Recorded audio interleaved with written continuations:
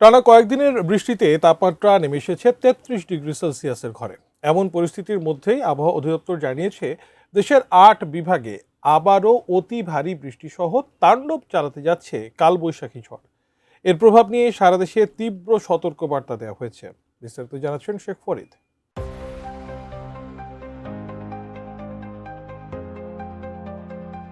কয়েকদিনের চলমান বৃষ্টি আর ঝোড়ো হাওয়ার মধ্যেই কালবৈশাখী ঝড় নিয়ে তীব্র সতর্ক বার্তা দিয়েছে আবহাওয়া অধিদপ্তর। আগামী ৪৮ ঘন্টার মধ্যে দেশের ৮ বিভাগেই তীব্র বেগে কালবৈশাখী ঝড় আঘাত আনার প্রবল আশঙ্কা রয়েছে। ৩০ এপ্রিল আবহাওয়া অধিদপ্তরের কালবৈশাখী সতর্ক বার্তায় এমন তথ্য জানানো হয়েছে।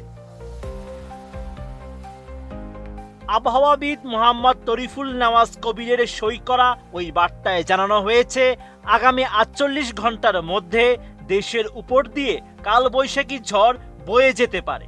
এই সময় রংপুর, রাজশাহী, ময়মনসিংহ, ঢাকা, খুলনা, বরিশাল, চট্টগ্রাম ও সিলেট বিভাগের উপর দিয়ে এই ঝড় বিচ্ছিন্নভাবে পশ্চিম বা উত্তর পশ্চিম দিক থেকে ধেয়ে আসবে। ঝড়ের তীব্রতা হতে পারে ঘন্টায় ৬০ থেকে ৮০ কিলোমিটার, যা কোনো কোনো স্থানে তার চেয়েও বেশি বেগে আঘাত আনতে পারে।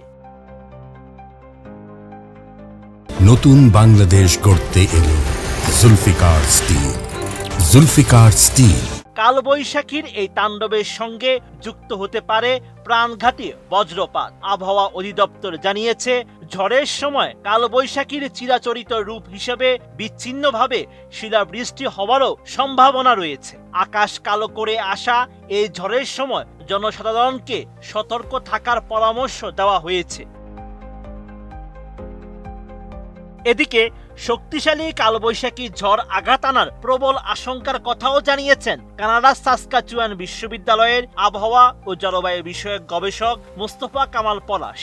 ৩০ এপ্রিল সামাজিক মাধ্যম ফেসবুকে তিনি লিখেছেন, ভারতের ঝাড়খণ্ড রাজ্যের উপরে কালবৈশাখী ঝড় সৃষ্টি হয়েছে বিকাল ৩টার সময়। আশঙ্কা করা যাচ্ছে আজ সন্ধ্যা ৭টা থেকে রাত ৯টার মধ্যে বাংলাদেশে প্রবেশ করা শুরু করবে খুলনা, রাজশাহী বিভাগের সীমান্তবর্তী জেলাগুলোর উপর দিয়ে।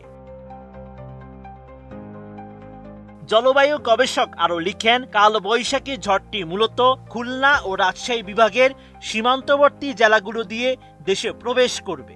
এছাড়া বরিশাল, ঢাকা ও চট্টগ্রামের উপর দিয়েও অপেক্ষাকৃত শক্তিশালী কালবৈশাখী ঝড় অতিক্রম করবে। ঝড়ের তীব্রতা বিবেচনায় নিয়ে সংশ্লিষ্ট এলাকাগুলোতে বিশেষ সতর্কতা অবলম্বন করা প্রয়োজন। Sheikh Farid, ATN news.